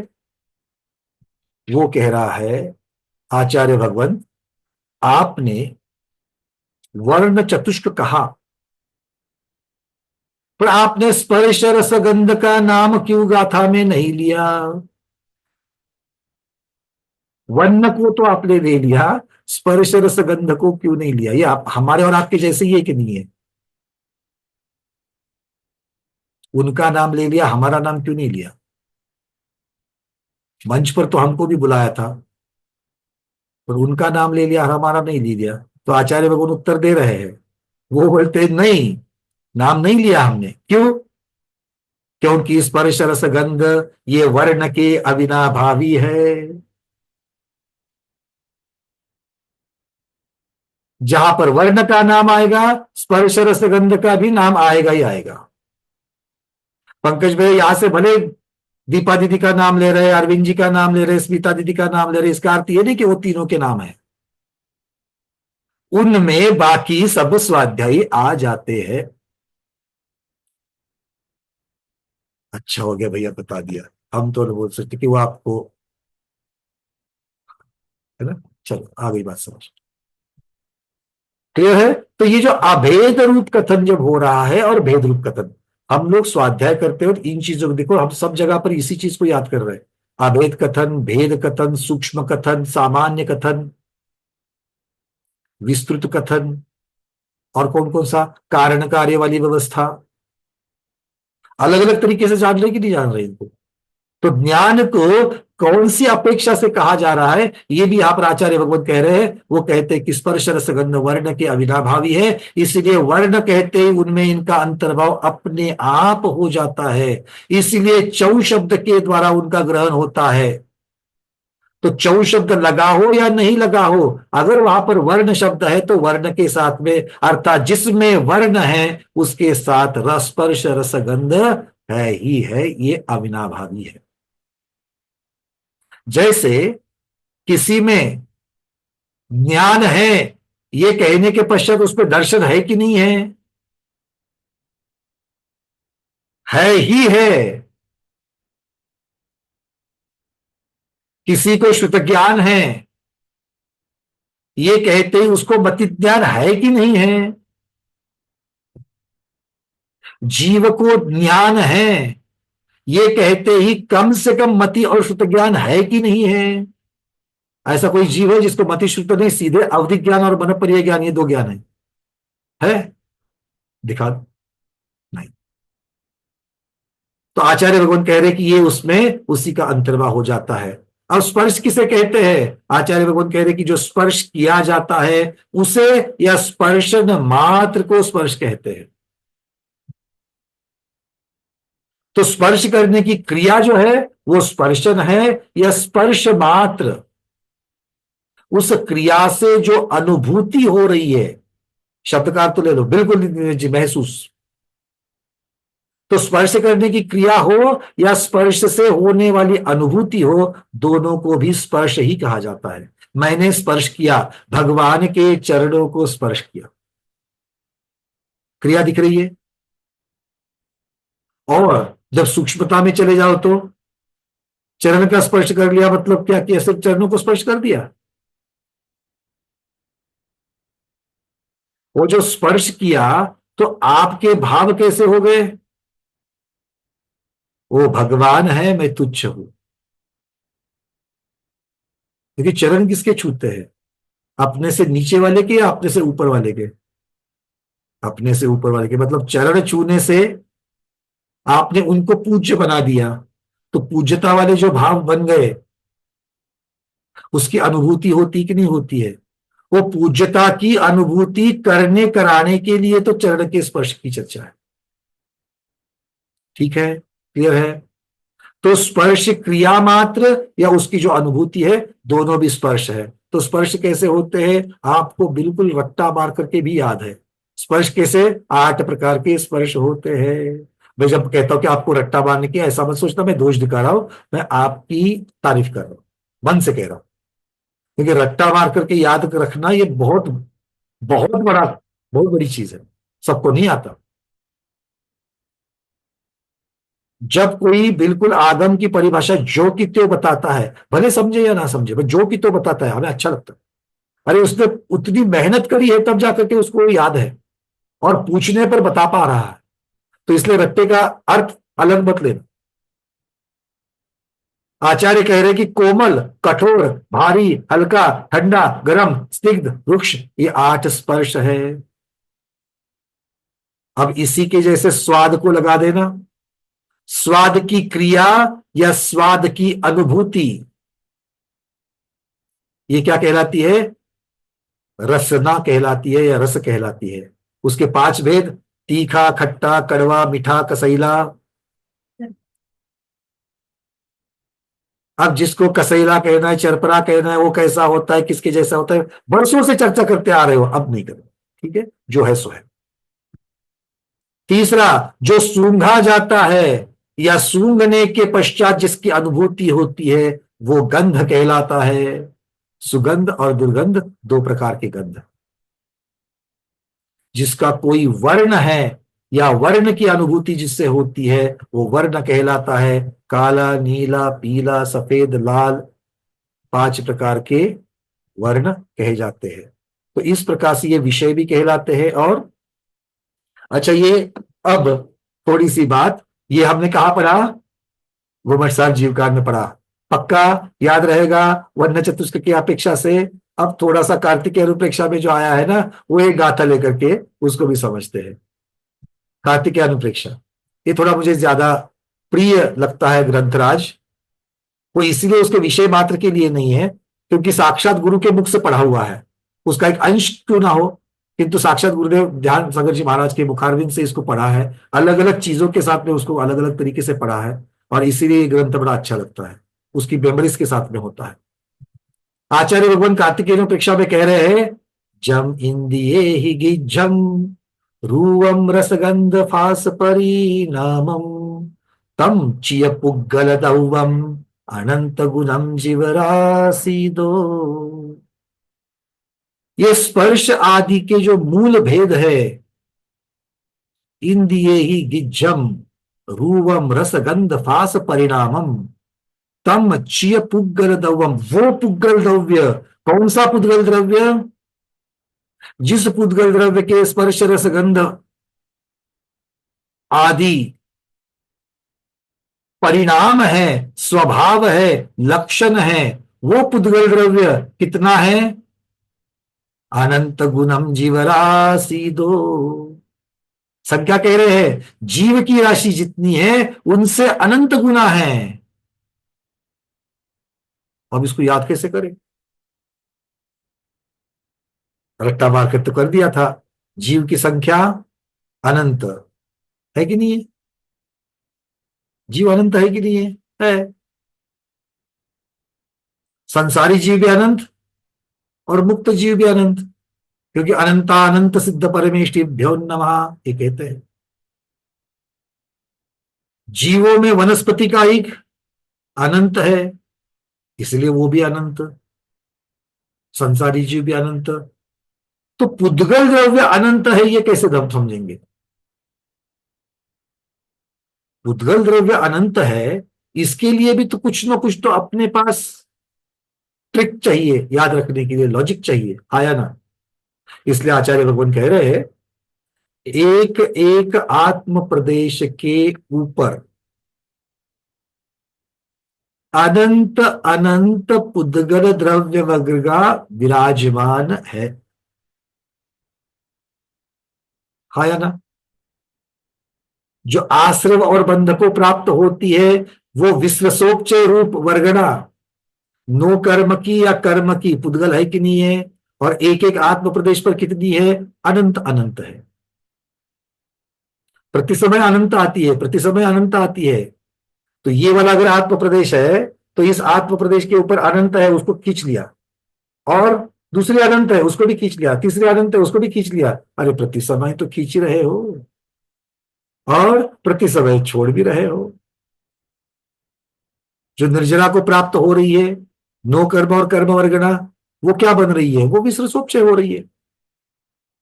तो एक आत्म प्रदेश के ऊपर अगर अनंत अनंत पुद्गल वर्गना है तो एक जीव में असंख्यात प्रदेश, और ऐसे अनंत अनंत जीव अपने आप हो गई कि नहीं हो गई पुद्गल अनंत अनंत वर्गना? हो गई। बस यही आचार्य भगवान कह रहे हैं। फिर क्या कहते हैं?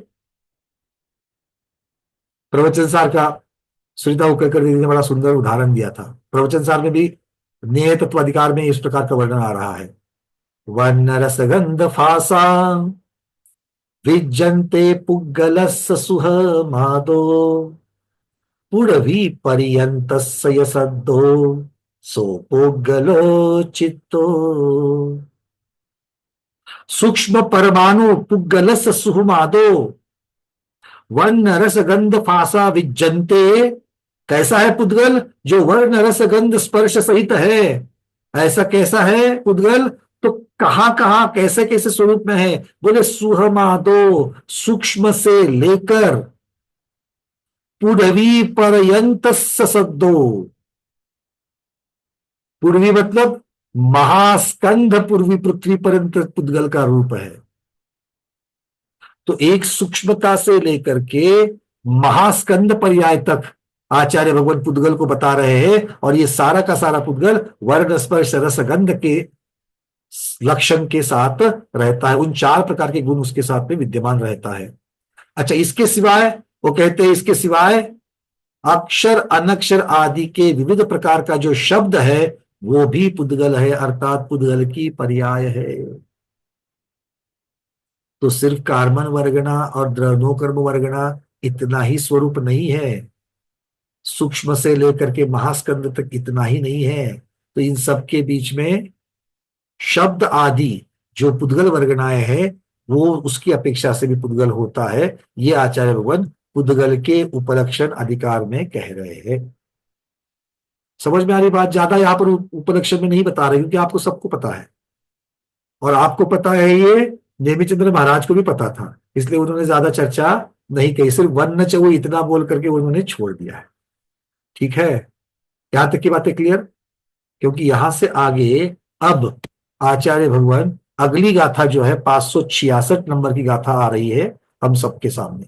तो अगर आप लोगों को इसके साथ में कोई जीव का लक्षण उपयोग, उसके भेद, और वर्ण चतुष्टय पुद्गल का लक्षण, उसके भेद जब आपको समझ में आ चुके हैं तो अब हम चलते हैं गाथा क्रमांक 566 की तरफ। अब चर्चा चलेगी धर्म द्रव्य, अधर्म द्रव्य और आकाश द्रव्य, इनके लक्षणों की, क्योंकि क्या चल रहा है? उपलक्षण अधिकार चल रहा है। चलिए शेयर कर लेते यहां से।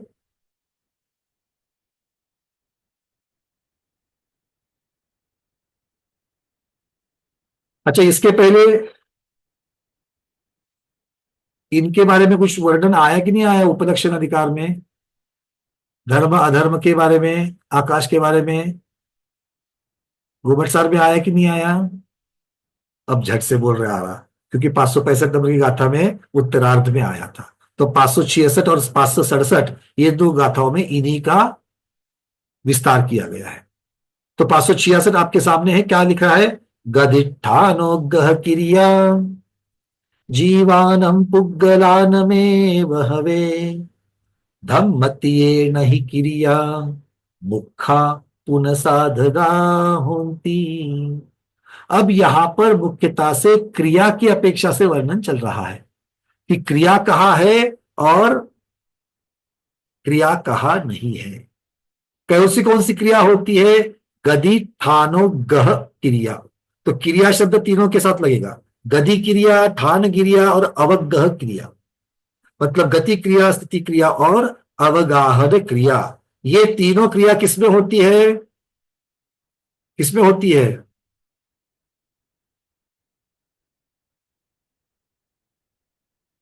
आचार्य भगवान कह रहे हैं कि गति क्रिया, स्थिति क्रिया और अवगाहन क्रिया ये किन में होती है?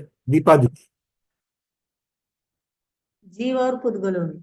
जीव और पुद्गलों में गति, स्थिति, अवगाहन। डॉक्टर महीना दीदी। जीव और पुद्गल में तो होती है, परंतु धर्म द्रव्य में गति क्रिया, गति में सहायक होता है। अधर्म द्रव्य, धर्म द्रव्य, अधर्म द्रव्य और आकाश द्रव्य में होती कि नहीं होती है ये क्रिया? एक एक में एक एक होती है। आकाश में अवगाहन की शक्ति है। आकाश में अवगाहन की क्रिया होती है। धर्म द्रव्य में कौन सी क्रिया होती है? गति क्रिया में सहायक है। गति और स्थिति के अधर्म के साथ, और अधर्म गति स्थिति में। सब लोग ऐसा ही मानते हैं। हेमांगी दीदी बोल रही है नहीं, तो जरा उनको पूछ लेते हैं। हाँ हेमांगी दीदी, किस लिए ना कह रहे हो? वंदना भैया, नहीं, जो जो गतिमान है उसमें सहायक रूप है वो धर्म और अधर्म द्रव्य। जो गतिमान होते हैं उनमें सहायक जाती है धर्म, अधर्म और आकाश के द्वारा। क्रिया किसमें होती है? सिर्फ जीव और पुद्गल में होती है। जीव और पुद्गल। अगर बाकियों में क्रिया होती तो उनको निष्क्रिय कहलाते क्या? और आप तो जानते हैं कि वो निष्क्रिय कहलाते हैं। निष्क्रिया नीच तत्वा सूत्र में आया है। यही बात यहां पर कह रहे हैं आचार्य भगवान आगे कि उत्तरार्ध में धम्म तिये नहीं क्रिया। धर्माधिक तीन जो है, धर्म, अधर्म और आकाश, इनमें नहीं क्रिया, क्रिया नहीं होती है। मुखा पुनसाधगा होती, किंतु वे मुख्यता से साधक होते हैं। साधक का अर्थ होता है जो साध्य में सहायक बन जावे, वो यहां पर साधक कहला रहे हैं। उन क्रियाओं में जो सहायक है उनको साधक कह रहे हैं। ठीक है, आप जो कह रहे थे वो बात, परंपरागत ज्ञान जो हमने ठूस के रखा है वो उसकी अपेक्षा से बिल्कुल ठीक है, किंतु अब उसको व्यवस्थित करने की काम चल रही है तो उसको व्यवस्थित करना है। हाँ भैया, क्रिया में सहायक होते हैं, इतना ही कार्य इन तीनों का है, बाकी क्रियाएं तो वैसे पुद्गल और जीव में ही होती है। इसलिए वो क्रियावान, ये निष्क्रिय, ये सिर्फ सहायता करेंगे। और आचार्य भगवान इसी चीज को दृष्टांत दे दे करके हमको समझाने वाले हैं, क्योंकि वो ऐसा समझते हैं कि ये जल्दी से मानने वाले नहीं है। आप जल्दी से मानने वालों में हो या जल्दी से ना मानने वाले में हो? बोलो गंगवाल जी, किसमें आते हम लोग? जल्दी से न मानने वाले में। बहुत बढ़िया, जल्दी से ना मानने वाले में। इसमें हम उनका निषेध नहीं कर रहे, हम अपने ज्ञान का निषेध कर रहे हैं कि भगवान अलग अलग तरीके से बताइएगा, तब जाकर के हम कुछ तो समझ पाएंगे। तो एक से ज्यादा दृष्टांत देते जाना। ठीक है, तो आज इतना ही रखते हैं। अब तक की जो चीजें हुई है, अगर उसके ऊपर आपका कोई प्रश्न हो तो हाथ ऊपर करिए, क्योंकि अब नया विषय में यहां से नहीं लेना चाहता हूं, क्योंकि समय ऑलमोस्ट हो चुका है, 5 मिनट बचे हैं। तो हम इनकी निष्क्रियता, क्रियता, क्रिया किसे कहेंगे, इन सब की चर्चा यहां से आगे शुरू करेंगे। अगर अब तक जीव और पुद्गल द्रव्य इनका जो उपलक्षण देखा हम लोगों ने, उसके बारे में अगर आपके पास कोई प्रश्न हो तो पूछना। जिनके प्रश्न नहीं है वो हैंड रेज निकाल देना। सुवर्णा श्रावक दीदी, आपका हाथ ऊपर है, बोलिए।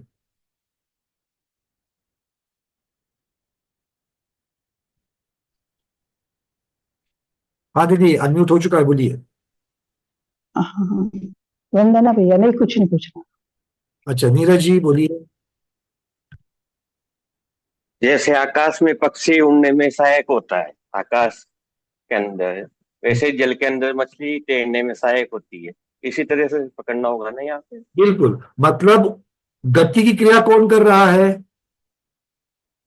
जीव कर रहा है। चिली और पंछी, पक्षी है।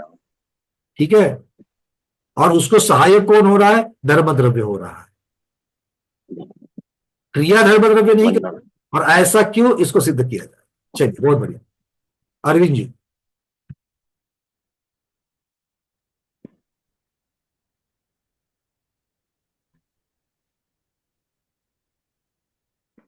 एक या पीडीएफ में मिस्टेक है, अरविंद जी दिखा रहे हैं यहाँ पर। एक मिनट का, जो पीडीएफ को क्लियर किया जाएगा। एक मिनट, शायद मेरे इस पे दिख रही कि नहीं दिख रही है। अनुभूति वाली बात जो आई थी,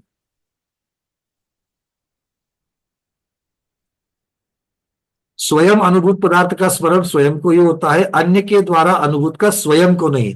हाँ, आपके पास शायद ये पुराना वाला वर्जन है, ये ऑलरेडी करेक्ट हो चुका है। अन्य के द्वारा अनुभूत का स्वयं को नहीं, अन्य को नहीं की जगह पर स्वयं को नहीं होना चाहिए, क्योंकि भाई यहां से जो पढ़ रहा उस पर मुझे नहीं दिखाई दिया, क्योंकि ये ऑलरेडी करेक्टेड है। और जो साधक बताया वो कारण हुआ ना, साधक मतलब कारण रूप हुआ, धर्म मतलब। ओके, चलिए, प्रमोद जी पूछिए, फिर रूबी दीदी। ये कह रहा था जैसे जीव जब गमन कर रहा है, पृथ्वी गमन कर रहा है, तो आकाश तो स्थिर है, लेकिन उसके प्रदेशों में तो कंपन परिणमन होता है ना। अब यही बात हमको देखनी है, क्योंकि आकाश के प्रदेशों में अगर कंपन होगा, आकाश के प्रदेशों में अगर परिणमन होगा, तो फिर आकाश में क्रिया कही जाएगी। सहायक होता है मतलब क्या सचमुच में उसमें कंपन होता है कि नहीं होता है आकाश में? इन चीजों को हम लोग देखेंगे जब आचार्य भगवान स्वयं इन गाथाओं के द्वारा समझा देंगे। ठीक है, पर अच्छी बात है, ये आपके मन में जिज्ञासा होनी चाहिए कि क्रिया तो जीव और पुद्गल के द्वारा हो रही है, वो क्रियावान है, तो क्या इसका इफेक्ट, इसका प्रभाव बाकी द्रव्यों के ऊपर पड़ता है कि नहीं पड़ता है, वो महत्वपूर्ण है। जैसे एक हवाई जहाज आकाश से जा रहा है, उससे बहुत बड़ी कंपन बनती है, तो कंपन किसमें हो रही है? आकाश द्रव्य के, आकाश के प्रदेशों में हो रही है या नहीं, इसकी चर्चा करेंगे। रूबी दीदी पूछिए आपका प्रश्न।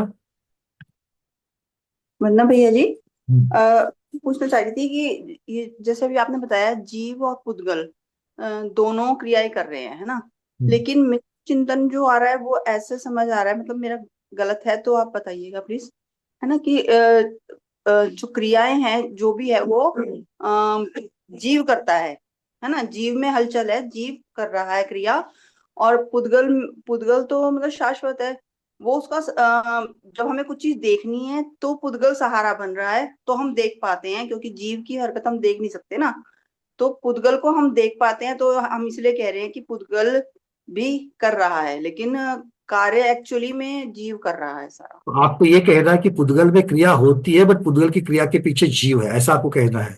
जी जी। अच्छा, अब आप बच्चे बताइए कि आकाश में बादल आते कि नहीं आते? हाँ जी, आते हैं। वो बादल क्या है? बादल स्कंद बन रहे कि नहीं बन रहे हैं? हाँ जी, बन रहे हैं। इसका पुद्गल का स्कंद बन रहे कि नहीं बन रहे? पुद्गल का स्कंद बन रहे हैं, लेकिन मतलब मेरा ये मत है कि उसमें जो जीव हैं वो मतलब वो सारे पुद्गल वो उसकी हलचल बादल को एक ख्याल आ रहे हैं। हाँ, उनकी हलचल की जैसे जिगजैग होता है, मान लीजिए हलचल है तो जिगजैग हो रही है ना, तो वो इधर से भी पुद्गल लिया, उधर उस तरह। बादल की निर्मित जीवों की हलचल से होती है क्या नहीं, यही बेसिक प्रश्न है। एक बार और बताइएगा। जीवों की हलचल से नहीं होती। ऐसे बहुत सारे दृष्टांत है कि जहां पर एक पुद्गल द्रव्य दूसरे पुद्गल द्रव्य के साथ में बिना जीवों के हस्तक्षेप के हो रहा है। सबसे बड़ा प्रमाण अकृत्रिम चैत्यालय। अकृत्रिम चैत्यालय जो है वो अकृत्रिम चैत्यालयों में पूर्ण गलन हो रहा है कि नहीं हो रहा है? हाँ जी। तो उसमें कोई जीव का हस्तक्षेप है, उसकी वजह से नई वर्गणाएं आ रही है और पुरानी जा रही है। जैसे जल में जीव है, वायु में जीव है। उदाहरण दे रहे, उसका बता दो। मैं वही बताना चाह रही ना। जीव है, ऐसा कोई जल नहीं कि जिसमें जीव नहीं। सारी पृथ्वी में जीव है, जहां पृथ्वी, ऐसी कोई पृथ्वी नहीं कि जिसमें जीव नहीं है। ऐसी पृथ्वी को लेना जिसमें जीव नहीं है। हाँ जी, ठीक है। उस पृथ्वी जो पुद्गल पृथ्वी है, क्या उसमें परिणमन हो रहा है कि नहीं हो रहा है?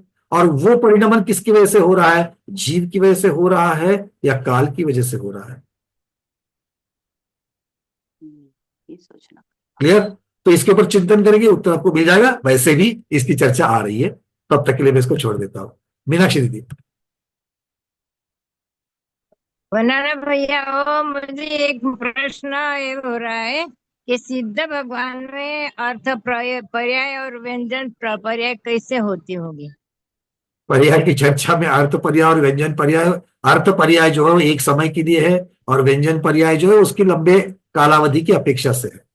तो केवल ज्ञान अनंत काल के लिए बना रहने वाला है कि नहीं है? हाँ। तो केवल ज्ञान अनंत काल तक रहेगा, उस अनंत काल की अपेक्षा से वो व्यंजन पर्याय बन गई। और एक समय के लिए जो विषय उसके अंतर्गत झलक किया था, उस एक विषय की अपेक्षा से वो जो पर्याय बन गई वो अर्थ पर्याय बन गई। और उत्पाद व्यय द्रव्य कैसा रहता होगा वहां? एक समय की पर्याय अगले समय में नष्ट हो गई तो व्यय हो गया पहली का, दूसरी का उत्पाद हो गया, और ज्ञान ज्ञान ही बना रहा, तो ये द्रव्यता हो गई। ज्ञान तो वही रहेगा ना, उसमें भी बदलाएगा। केवल ज्ञान तो केवल ज्ञान रहेगा। हाँ। उसकी पर्याय अभी के समय में जो विषय है उस विषय की, अब भगवान देख रहे हैं कि मीनाक्षी दीदी जो है वो अगली पर्याय में जाकर के मोक्ष पाने वाली है। अब भगवान के इस समय में ये उनकी झलक है, अगले समय में उनको दीपा दीदी का मोक्ष दिख रहा है। तो आपके बारे में जो मोक्ष की पर्याय दिख रही थी वो एक समय में नष्ट हो गई, विषय बदल करके अगले में दीपा दीदी के ऊपर चला गया। तो एक समय की पर्याय जब दूसरे समय में चली गई तो मीनाक्षी दीदी के मोक्ष को जो झलकने की पर्याय थी उसका व्यय हो गया, दीपा दीदी वाली पर्याय का जो विषय था उसका उत्पाद हो गया। और ये दोनों पर्याय जब हो रही थी वो केवल ज्ञान की अपेक्षा से ही हो रही थी, इसलिए वो ज्ञान की द्रव्यता बनी रही। और ज्ञान की वजह से जीवत्व का, जीव का जो जीवत्व है वो भी वहां पर बना रहा, वो जो गुण है वो उनका बना रहा, तो ये द्रव्यता रही। तो इस प्रकार से उत्पाद द्रव्य हो गई कि नहीं हो गए? ठीक है, चलिए। और इसके साथ साथ में बोनस में आप दोनों के मोक्ष पर्याय भी दिख गई कि नहीं दिख गई? तो अर्थ और व्यंजन तो होने दीजिए, पर उसके साथ मोक्ष भी दिख रहा है कि नहीं दिख रहा है, ये भी तो देखो, है ना। और भगवान को नमो सिद्धानम बोलो, भगवान आपने देख लिया हम मोक्ष जाने वाले हैं, अच्छा हो गया। ठीक है, कल बहुत लाभ मिला हमको इन बहुत बढ़िया। क्या है ना कि अभी कुछ लोगों से मैं, कुछ लोगों की बात मुझसे कल ऐसे चलती रहती है, अलग अलग विचारधारा वाले लोग रहते तो बड़ा मजा आता है चर्चा करने के लिए। कल हमको लाभ बहुत मिला इंदौर में। हाँ, वो नेटवर्क की वजह से थोड़ा सा लेट आ रहा है आपका शब्द, कोई बात नहीं। मैं कह रहा हूँ कि अलग अलग विचारधाराओं के लोगों से जब चर्चा होती तो आनंद होता है। तो ऐसे भी कोई जीव मिलते हैं जो कहते कि भगवान केवल भगवान ने देखा इसलिए सब कुछ हो गया। तो बोला अगर ऐसी बात है तो अच्छा, इसलिए मैंने बोल दिया वी शुड थैंक सिद्ध भगवान, भगवान आपने देख लिया कि मैं मोक्ष जाने वाली हूँ इसलिए मैं मोक्ष जाऊंगी, मुझे पुरुषार्थ करने की जरूरत नहीं है ना। इसी से सिद्ध होता है कि अगर आपको पुरुषार्थ करने की जरूरत है तभी तो आप पुरुषार्थ करने वाली है, और पुरुषार्थ करके मोक्ष जाने वाली है, तभी तो भगवान देख रहे। तो कारण कौन और कार्य कौन है? भगवान ने देखा इसलिए आप मोक्ष जाओगे, या आप मोक्ष जाने वाली हो इसलिए भगवान ने देख लिया? ये बहुत महत्वपूर्ण बात है। चलिए सुनीता होकर कर दीजिए अंतिम प्रश्न जल्दी से।